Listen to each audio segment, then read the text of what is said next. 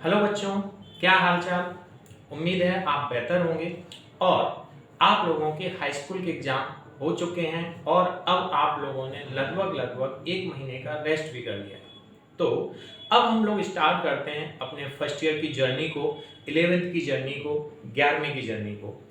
Students, है क्या कि जो हम लोगों ने हाई स्कूल में पढ़ा है, अब हाई स्कूल से हर चीज एक बड़े रूप में आपको मिलने वाली है। हाई स्कूल में जहाँ छोटी छोटी चीजों को आपने पढ़ा था, जिनके नाम को हम लोगों ने समझा था, अब उन हम नामों को और डिटेल में पढ़ने वाले हैं, उनके अंदर जाने वाले हैं, उनकी गहराई को समझने वाले हैं। तो आज हम लोग आपके साथ में हैं क्लास 11th की केमिस्ट्री सब्जेक्ट को लेकर, और इस केमिस्ट्री सब्जेक्ट के आज हम लोग सिलेबस को डिस्कस करने वाले हैं। जी हाँ, तो सबसे पहले हमें ये समझना होगा कि आखिर इसका सिलेबस क्या है, किस तरह का पेपर आता है, कौन कौन से टॉपिक हैं, और इन सब चीजों का हमें बहुत ही अच्छे से जानकारी यहाँ पर लेनी है। तो क्लास 11th के केमिस्ट्री के सिलेबस की अगर मैं बात करूं तो यहाँ पर जो थ्योरी है वो थ्योरी हमारी 70 मार्क्स की है, यानी कि 70 नंबर की है। कितने नंबर की है? 70 नंबर की, यानी 70 नंबर का आपका थ्योरी का पार्ट रहेगा और साथ ही साथ 30 नंबर का आपका प्रैक्टिकल का पार्ट रहेगा। ठीक है ना। टोटल आपका जो मार्किंग रहेगी वो कितनी की रहने वाली है? वो 100 की रहने वाली है। 100 नंबर का आपका मार्किंग यहाँ पर रहने वाला है। एंड अगर मैं बात करूं, जो पेपर आपका होगा वो पेपर आपका बहुत बेहतरीन होगा, लेकिन कब? जब आपको अपने सिलेबस की जानकारी होगी।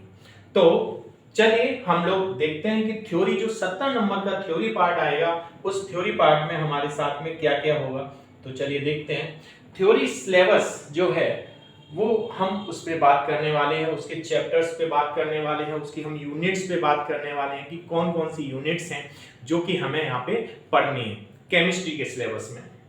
जी हाँ, बात करूं हमारी जो पहली यूनिट है, उस पहली यूनिट का नाम है रासायन विज्ञान की मूल अवधारणाएं। क्या नाम है बच्चों? पहली यूनिट में लगभग 2 से 3 हमारा जो चैप्टर होता है उसको हम यूनिट बोलते हैं। यूनिट का मतलब इस यूनिट में लगभग 3 चैप्टर होंगे जो कि हमें समझने होंगे, पढ़ने होंगे।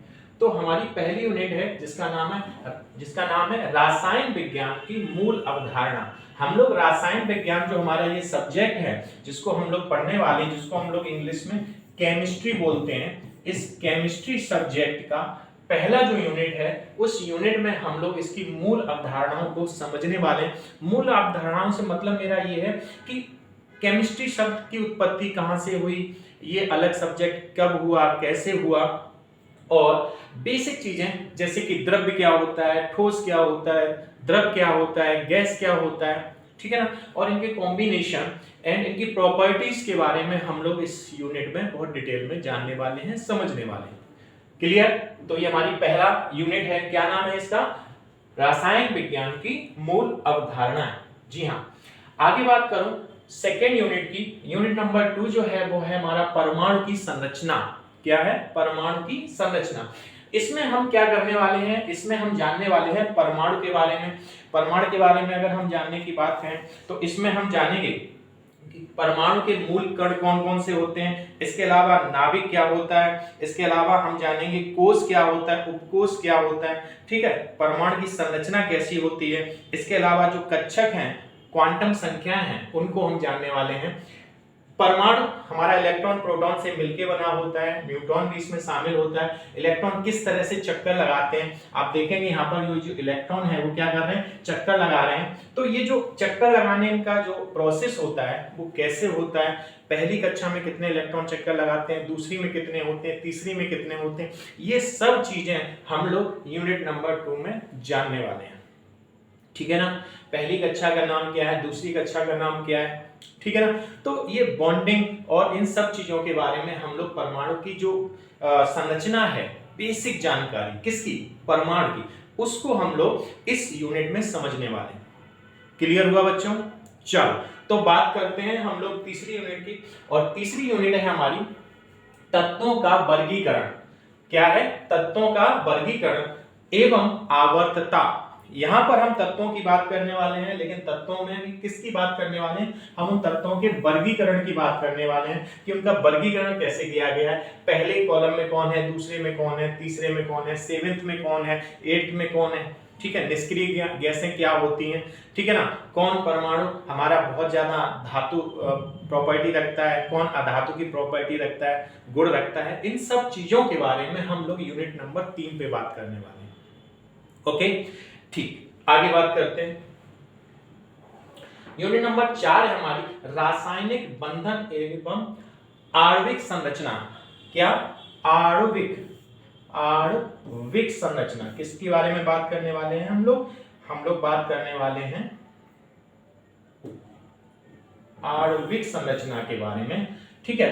किसकी, रासायनिक बंधन, यानी कि जो हमारा तत्व होता है वो एक दूसरे तत्व के साथ बॉन्डिंग कैसे करता है, रिलेशन कैसे स्थापित करता है। जैसे हम लोगों की फैमिली में क्या होता है कि हमारे घर में कोई बहन है और हम दूसरे के घर में जाके और लोगों के यहाँ पे पता करके एक अच्छा सा उसके लिए बर यानी कि लड़का ढूंढते हैं और फिर हम दोनों का मैरिज कराते हैं। तो वो क्या है, बॉन्डिंग है। वो क्या है, बॉन्डिंग है। तो वो बॉन्डिंग के भी कुछ रूल्स होते हैं कि किस तरह से हम लड़का देखते हैं, उसकी क्वालिफिकेशन देखते हैं, उसका बैकग्राउंड देखते हैं। ठीक इसी तरीके से रासायनिक बंधन, यहाँ हम तत्वों की बात कर रहे हैं कि जो तत्व होते हैं वो एक तत्व किस तत्व के साथ में कनेक्ट होगा, हर एक के साथ में जाके कनेक्ट नहीं होगा वो, तो किसके साथ में कनेक्ट होगा और उनके कनेक्ट होने की प्रॉपर्टीज क्या है, उनके कनेक्ट होने की जो गुण हैं, विशेषताएं हैं, वो क्या है। तो वो सब हम लोग इस यूनिट नंबर 4 में स्टूडेंट्स पढ़ने वाले हैं और इस यूनिट का नाम है रासायनिक बंधन, यानी कि बंधेंगे कैसे, और आणविक संरचना, उनके अणुओं की संरचनाएं कैसी होती हैं, उस अणुओं की संरचनाओं को हम लोग इस यूनिट में समझने वाले हैं। उम्मीद है आपको ये जानकारी ठीक लग रही होगी। एंड मैं बात करूं यूनिट नंबर 5 की। यूनिट नंबर 5 हमारा है ऊष्मागतिकी। क्या है, ऊष्मागतिकी, थर्मोडायनामिक्स। ऊष्मागतिकी यानी कि अगर हम दो एलिमेंट्स को लेते हैं और उनको अगर हम कुछ टेम्परेचर देते हैं तो कितनी ऊष्मा निकलती है, क्या होता है, वो सब चीजों के बारे में हम लोग इस यूनिट में पढ़ने वाले हैं। ऊष्मागतिकी में हम लोग क्या करेंगे, ऊष्मागतिकी के शून्य के नियम पढ़ेंगे, इसके अलावा ऊष्मागतिकी का हम द्वितीय नियम पढ़ेंगे, ऊष्मागतिकी का हम तृतीय नियम पढ़ेंगे और जो भी चीजें हैं वो हम लोग पूरा इसमें डिटेल से जानेंगे। बात करूं अपनी अगली यूनिट की। अगली यूनिट है हमारी, वो है रासायनिक साम्य। क्या है, रासायनिक साम्य। रासायनिक साम्य का मतलब ये होता है कि आप लोगों ने हाई स्कूल में पढ़ा था, क्या पढ़ा था कि जब भी कोई क्रिया होती है, जब भी कोई अपक्रिया होती है तो उसमें हमारे जो हिस्सा लेने वाले जो एलिमेंट्स होते हैं, जो तत्व होते हैं, उनको हम क्या बोलते हैं, उनको हम बोलते हैं अभिकारक। और उस अभिक्रिया के दौरान जो रिजल्ट प्रोड्यूस होता है, जो रिजल्ट निकल के आता है, उसको हम बोलते हैं उत्पाद। यानी अभिकारक और उत्पाद, अभिक्रिया में भाग लेने वाले अभिकारक होते हैं और जो बनते हैं उनको हम उत्पाद कहते हैं। तो ये कैसे होते हैं, मतलब जब वो शुरुआत में जब हम कोई भी तत्व लेते हैं जिनके साथ अभिक्रिया कराते हैं तो उनमें उनका वजन कितना होता है, उनका जो अमाउंट है वो कितना है, उसके बाद जब वो प्रोडक्ट बनता है, उत्पाद बनता है, तब उनका कितना रहता है। तो ये अभिक्रियाएं कैसी होती हैं, फॉरवर्ड होती हैं या रिवर्सिबल होती हैं, यानी उत्क्रमणीय होती हैं या अनुत्क्रमणीय होती हैं। तो इन सब चीजों को हम लोग इस यूनिट में जानेंगे। इसमें हम जानेंगे उत्क्रमणीय अभिक्रियाएं क्या होती हैं, इसमें हम जानेंगे अनुत्क्रमणीय अभिक्रियाएं क्या होती हैं, साथ ही साथ हम लोग जानेंगे रासायनिक साम्यावस्था क्या होती है, बैलेंसिंग क्या होती है। साम्यावस्था का मतलब बैलेंसिंग। आप यहाँ पे देख रहे होंगे फिगर में कि ये हमारे क्या है, ये हमारा जो हमने ए और बी लिया, ये ए और बी हमारा क्या है, अभिकारक, और जो रिजल्ट प्रोड्यूस हुआ वो सी और डी के रूप में हुआ। तो हमने ए और बी को लिया और ए और बी से हमें क्या मिला, सी और डी मिला। तो ए और बी से जो सी और डी मिला, तो ये अभिक्रिया कैसी है, ठीक है, रिवर्सिबल है कि नहीं है, उत्क्रमणीय है कि नहीं, या अनुत्क्रमणीय है। तो इन सब चीजों को हम लोग इस यूनिट में पढ़ने वाले हैं, ठीक है ना। चलो आगे बात करता हूं। अगली यूनिट है यूनिट नंबर 7, जिसको हम बोलते हैं रेडॉक्स अपक्रियाएं। क्या बोलते हैं, रेडॉक्स अपक्रियाएं। इस रेडॉक्स अपक्रिया में हम लोग जानेंगे कि ऑक्सीकारक क्या होता है, इसके अलावा अपचयन क्या होता है, ठीक है, इसके अलावा रेडॉक्स अपक्रियाएं क्या होती हैं, एंड बिलियन के बारे में जानेंगे, हम विद्युत रासायनिक सेल के बारे में हम लोग जानेंगे, और इन सब चीजों को हम लोगों ने 9th और 10th में बहुत अच्छे से पढ़ा है। बट वहां पर हम लोगों ने केवल डेफिनेशन को पढ़ा है, केवल परिभाषाओं को पढ़ा है मेरे बच्चों। यहां पर हम उस टॉपिक में बहुत गहराई तक घुसने वाले हैं, हम उस टॉपिक के मतलब क्या बोलूं पोस्टमार्टम करने वाले हैं, ठीक है ना, अंदर तक देखने वाले हैं कि आखिर क्या होता है, ठीक है, ऑक्सीडेशन कैसे होता है, रिडक्शन कैसे होता है, ठीक है ना। जब ऑक्सीडेशन होता है तो इलेक्ट्रॉन आते हैं या जाते हैं, रिडक्शन होता है तो इलेक्ट्रॉन हमारे पास में बढ़ते हैं या घटते हैं, इन सब चीजों के बारे में हम लोग जो जानेंगे वो यूनिट नंबर 7 में जानेंगे। और जो यूनिट नंबर 7 है उसका नाम है रेडॉक्स अवक्रियाएं। क्या है? रेडॉक्स अवक्रियाएं। चलिए आगे बात करता हूं। यूनिट नंबर 8 क्या है? Unit number 8। यूनिट नंबर जो 8 है वो है कार्बनिक रसायन। क्या है? कार्बनिक रसायन। जी हाँ स्टूडेंट्स, अब हम लोग पहुंच गए हैं अपना ऑर्गेनिक केमिस्ट्री में। जी हाँ, किसमें पहुंच गए? ऑर्गेनिक केमिस्ट्री में। और इस ऑर्गेनिक केमिस्ट्री में हम लोग जानेंगे कि हमारे जो कार्बनिक यौगिक होते हैं उनका वर्गीकरण क्या है, और साथ ही साथ हम ये जानेंगे कि कार्बनिक यौगिकों के जो हम नामकरण करते हैं, जो हम लोगों ने हाई स्कूल में पढ़े थे, उनको हम और डिटेल में यहाँ पर फर्स्ट ईयर में समझने वाले हैं, ठीक है ना। एंड साथ ही साथ यहाँ पर हम उन अवक्रियाओं की क्रियाविधि को भी हम जानने वाले कि अवक्रियाएं होती हैं, उनकी क्रियाविधि क्या होती है, उनको करने की प्रक्रिया क्या होती है, उसको हम किस में जानने वाले हैं, उसको हम कार्बनिक रसायन में जानने वाले हैं। एंड समावयवता की बात हम लोग इसमें करेंगे। एंड आगे मैं बात करूं, अगली जो यूनिट है हमारी वो है यूनिट नंबर 9। और ये यूनिट हमारी जो स्टूडेंट्स, ये जो यूनिट है हमारी वो लास्ट यूनिट है 11th क्लास का केमिस्ट्री सब्जेक्ट का। ये यूनिट जो है वो लास्ट यूनिट है और इस यूनिट का नाम है हाइड्रोकार्बन। जी हाँ, जानते हैं ना, बिल्कुल जानते हैं, हाई स्कूल में बहुत अच्छे से पढ़ा था हम लोगों ने। क्या पढ़ा था? हाइड्रोजन और कार्बन के जो अणु होते हैं, हाइड्रोजन और कार्बन की जो बॉन्डिंग होती है, उनको जिस टॉपिक में हम अध्ययन करते हैं, जिस टॉपिक में पढ़ते हैं, उस टॉपिक का नाम है हाइड्रोकार्बन। और हाई स्कूल में हम लोगों ने केवल एक पेज में इसको पढ़ा था, एक पेज में इसको पढ़ा था, लेकिन अब हम फर्स्ट ईयर में इसकी एक यूनिट पढ़ने वाले हैं और बहुत डिटेल में इसको जानने वाले हैं। और इस यूनिट में हम लोग क्या जानने वाले हैं? हम इस यूनिट में जानने वाले कि एल्केन कौन होते हैं। कौन? एल्केन कौन होते हैं, एल्कीन क्या होता है एंड एल्काइन क्या होता है, ठीक है ना, ये जानने वाले हैं। ये हम लोगों ने हाई स्कूल में पढ़ा था। क्या कि CH4 मीथेन हम लोगों ने देखा था, C2H4, C2H6, इसी तरह से C2H4, इधर हमारा क्या हो गया C2H2। इनके रूल्स हम लोगों ने पढ़े थे केवल, लेकिन अब हम लोग जो पढ़ने वाले हैं बहुत डिटेल में पढ़ने वाले हैं। क्लियर हुआ? ओके, तो बात करूं, ये हमारा जो था वो थ्योरी का सिलेबस था। थ्योरी हमारे जो पेपर में आने वाली है स्टूडेंट्स, कितने नंबर का आने वाला है? 70 नंबर का आने वाला है। कितने नंबर का आने वाला है? 70 नंबर का आने वाला है। ये 70 नंबर का थ्योरी हमारा होगा। इसके अलावा जो हमारा प्रैक्टिकल का पार्ट होगा, जो प्रैक्टिकल होगा वो 30 नंबर का होगा। तो 70 नंबर में हम लोगों को ये लगभग 9 जो यूनिट्स हैं वो कवर करनी है।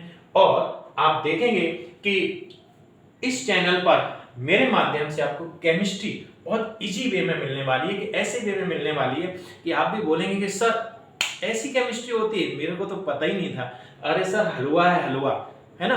तो हम लोग केमिस्ट्री को हलवा बनाने वाले हैं। और अगर आप, लेकिन एक चीज को ध्यान रखना है कि अगर कोई भी सब्जेक्ट होता है ना, उस सब्जेक्ट में अगर हम घुसेंगे नहीं, उस सब्जेक्ट की पकड़ नहीं हम करेंगे ना, बेसिक्स हमारे अगर क्लियर नहीं होंगे, तो हम कभी भी उस सब्जेक्ट पे कमांड नहीं कर पाएंगे। तो अगर किसी भी सब्जेक्ट पे अगर हमें कमांड करनी है, तो उस सब्जेक्ट पर हमें बेसिक पॉइंट्स जो है हमारे, उनको हमें बहुत अच्छे से क्लियर करने चाहिए। तो थ्योरी पार्ट हमारा जो था वो मैंने अभी आपके सामने डिस्कस किया।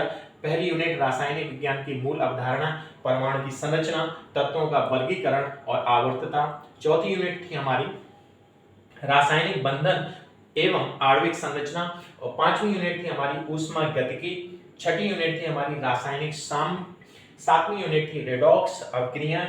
आठवीं यूनिट है हमारी कार्बनिक रसायन एंड नवीं यूनिट है हाइड्रोकार्बन। जी हाँ स्टूडेंट्स, ये 9 यूनिट्स हम लोगों को यहाँ पर स्टडी करनी। एंड पूरी केमिस्ट्री का आपको विधिवत नोट्स मिलने वाला है, ठीक है ना, पीपीटी के माध्यम से। एंड साथ ही साथ में इसी तरीके से बढ़िया अच्छी क्वालिटी में इमेजेस के माध्यम से आपको मैं पूरी केमिस्ट्री पढ़ाने वाला हूं। एंड साथ ही साथ में मैं आपको कुछ ऐसी टिप्स दूंगा जिससे आपको केमिस्ट्री बहुत ही आसान लगेगी। तो रेस्ट हो गया, आराम बहुत कर लिया, अब हम लोगों को फिर से जाग जाना है, फिर से कमान संभालनी है। और हाँ मेरे प्यारे बच्चों, मैं आपको बोलना चाहूंगा कि अगर आप लोग पढ़ाई जो कर रहे हैं वो किस बेस पे कर रहे हैं, हमें ये समझना होगा। क्या ये चाहते हैं आप कि केवल मैं फर्स्ट ईयर कर लूँ, इंटर कर लूँ एंड मैं ग्रेजुएशन कर लूँ एंड फिर मैं शादी के योग्य हो जाऊँ? अगर केवल शादी के लिए पढ़ना है तो कुछ पढ़ने की खास जरूरत नहीं है, पेपर टाइम में मॉडल पेपर ले लेना, काम हो जाएगा।